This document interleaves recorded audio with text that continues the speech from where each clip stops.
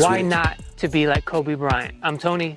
Welcome back to Streetball Strategy. Then they say, man, he done ran with it. Blow it up and take it over, Taliban with it. Rock so hard, start a rock band with it. So fire, hot hand with it. All the big moves I make, go hard. All the big steps I take, go hard. Today we're talking about a very specific reason not to be like Kobe Bryant. And let me be right up front by saying this is not a diss video at all. Kobe Bryant is one of my favorite players of all time. I love Kobe. This is not a diss video. It's just an example of how every player is flawed, and because they're flawed, we can learn from them. And the example we're going to use today about Kobe is how he overtrained. I believe he trained too much, too hard, too often, and because of it, he ended up hurting his career more than he needed to. So while for the most part, I do think you should definitely try to be as much like the player Kobe Bryant as possible, there's a very specific example as to how and why you should not be like him, and that's when it comes to overtraining. So let's talk about how and why he overtrained and how we can learn from it. Before we get into how we can learn from Kobe Bryant's overtraining, let's talk about why he did it in the first place. When Kobe Bryant first came into the NBA, for the first 10 or so years, maybe even longer than that of his career, I watched him, I liked him, but I didn't really pay close attention to him. It wasn't until towards the end of his career, when it was sort of clear that his retirement was looming in the next few years, that I started to pay attention. And then, to be honest, it wasn't until his actual death that I dived deep into him as a player and trying to research him and understand how and why he became the player that he was. But what has been obvious throughout most of Kobe Bryant's career was that he wanted to be very much like Michael Jordan. So did I. Kobe Bryant's a few years older than I am, but when he first came into the NBA, it was clear that he was kind of patenting his career after Michael Jordan. As for me, Michael Jordan was my favorite player, but it was only because he was by default the best player in the NBA. It wasn't like for me, as apparently it was to Kobe, like he wanted to be like Michael. He wanted to play how Mike played.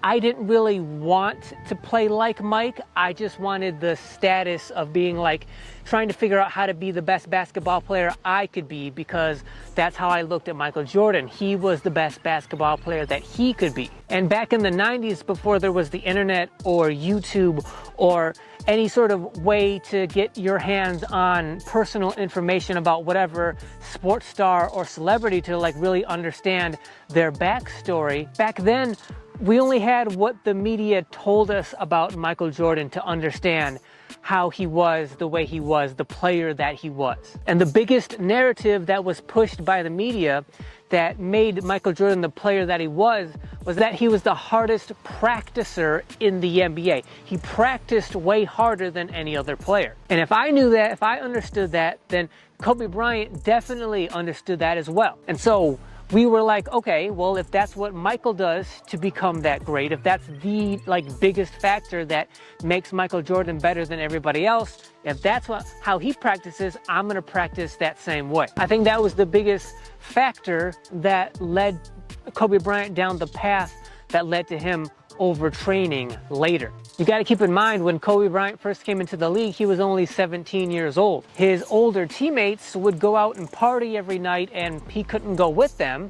So instead, he would just stay in and practice and study. And having that knowledge that what made Michael the best was how he practiced harder than everybody else, Kobe was doing that on his NBA level in his first few years in the NBA. I didn't know it and realize it at the time, but I was doing the equivalent out here at the park on a recreational level at the same time. As a result of that, for Kobe, I think with all the success that he had, I think had he not overtrained, had he not gone overboard and taken it so far, I think he could have had at least the end of his career could have been higher quality basketball than it was. I think his overtraining led to his body breaking down faster at the end of his career than it should have. I know for me personally out here, I ran my body into the ground in my late 20s and had to retire from active competition because I destroyed my body because of my overtraining as well. So now that we've talked about why Kobe started to overtrain and went down that path, Now let's talk about what we can learn from it. Keep in mind that in the 90s and the early 2000s, in terms of the theory, the hypothesis of how you get as good as possible, as quickly as possible, the most effective way to do that, the idea was it was a straight path, right? So you would start your day, whatever training, workout, whatever you were doing for that day, the work you were gonna put in, you would start training as hard as you could, and then you would reach your potential at some point during that training session. And once you hit that ceiling, meaning you started to get fatigued, right? You went all out from the very beginning, and at some point to get to your potential for that day, you would hit that ceiling. But if you wanted to make improvement, you had to, once you hit the ceiling, once you started to get fatigued for that day, in order to get better, the thought was you had to bust and break through that ceiling on that given day, so that as you break through that ceiling, the next day when you come back, or the next time you repeat that workout or whatever it was, the ceiling would be a little bit higher the next time. And that's how we thought back then, that's how you got better. You break through that ceiling so that the next time you do that workout, the ceiling would be a little bit higher, and over time you'd get better. What we've come to understand in the 2010s and now in the 2020s in terms of sports science is it's more effective and definitely more efficient to think of it as more of like a graph, like a hill graph. So at the beginning of your workout, right, you still go as hard as and intense as you possibly can, because if you don't go absolutely as hard and intense as you can, how are you ever gonna know if you hit that ceiling if you're not going hard to begin with? But instead, nowadays, instead of breaking through that ceiling, now you should look at it more of like climbing a hill. So at the beginning of your day, whatever kind of training, workout, work you're gonna do for that day, you go absolutely as hard as you can until you hit that crest of the hill for the day. That when you hit that crest, that means you worked as hard as you could with as much intensity as you could to get there. And then once you're there, now you have as much energy as you're ever going to have for that day. You're putting out the most quality work that you're going to put in for that day, and you've peaked for that day. But you can only peak for a very temporary amount of time.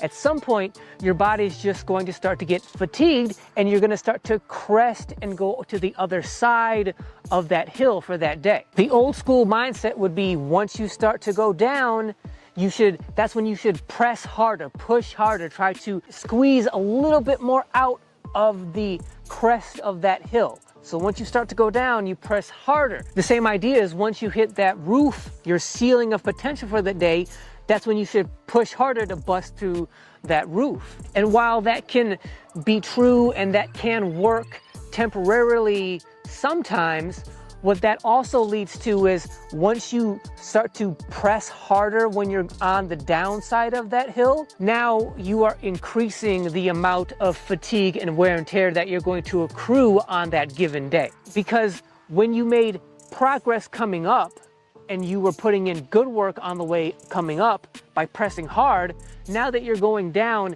and pressing hard again, still maybe trying even harder, now that's where this ratio comes into effect. So on the way up, right, that's all stimulus. You're stimulating your body, your mind to get better.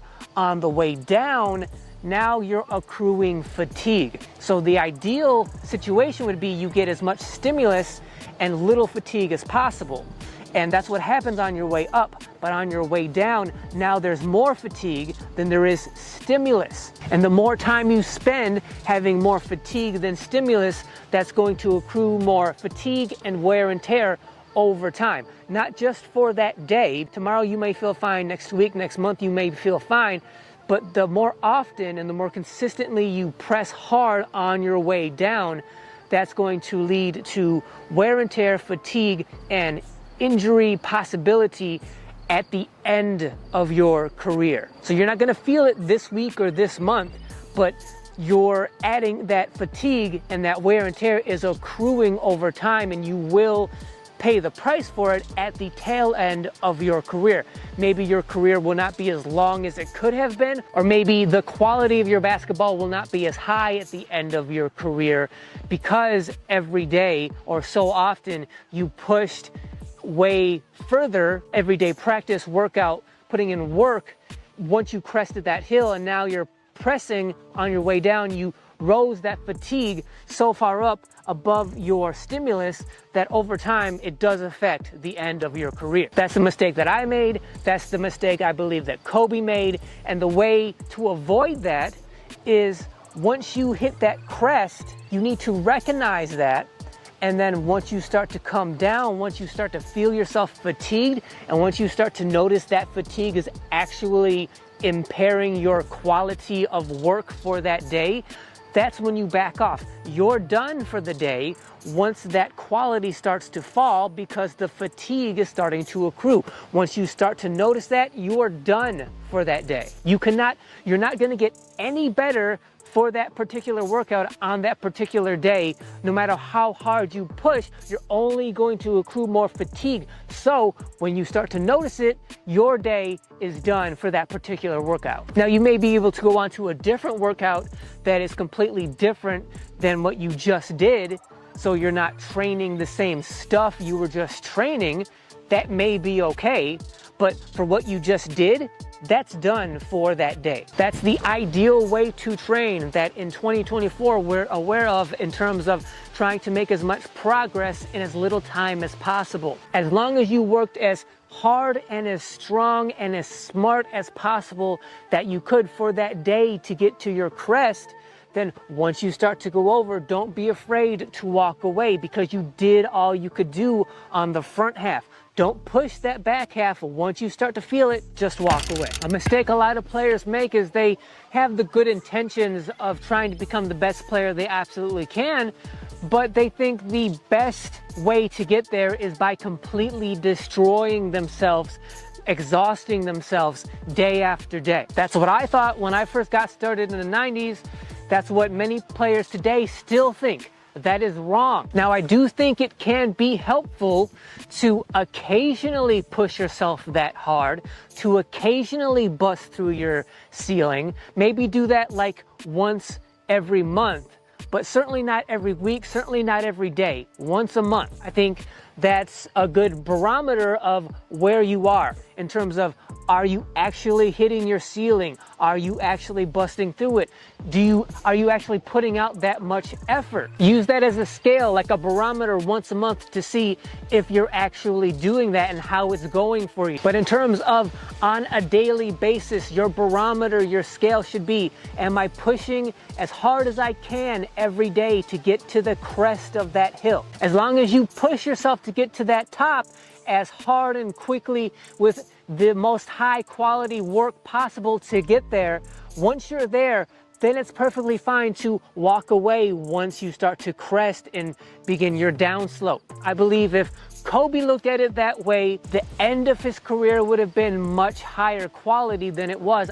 I think it's a much less of a possibility that he would have torn his Achilles, that he would have had the intensity of injuries that he had at the end of his career. I think he would have played much higher quality basketball towards the end of his career, giving himself more of a chance to win that 6th or maybe 7th championship that he was chasing. I don't think that he did anything egregious or anything that should be criticized. I'm just pointing out that as great as Kobe was, had he kept that stimulus to fatigue ratio more balanced, that I think at the end he could have had higher quality basketball than he did. So I want to thank you guys for watching. If you like this video, if you found it helpful or insightful at all, then please subscribe to the channel. And let us know down in the comments, what are your strategies for balancing that stimulus to fatigue ratio so that you get the most out of whatever practice that you do on a daily basis? But before you comment, make sure you hit that thanks button down below, because not only does hitting that thanks button highlight every comment you make, making those comments stand out from all the other comments, but it also supports directly this channel every time you hit that thanks button. So for anybody that does, know I genuinely appreciate it. And as always, like, share, make sure you hit that notification button down below so you're notified whenever any video goes live on this channel. And until then, I'll see you guys next week. Teeth in my bottom rack, yeah, I know this in the back, but my southern pride keep me running back. Left right hand, go ham, no hands to that deal. Go add more land to that field, go add more sand to that spill.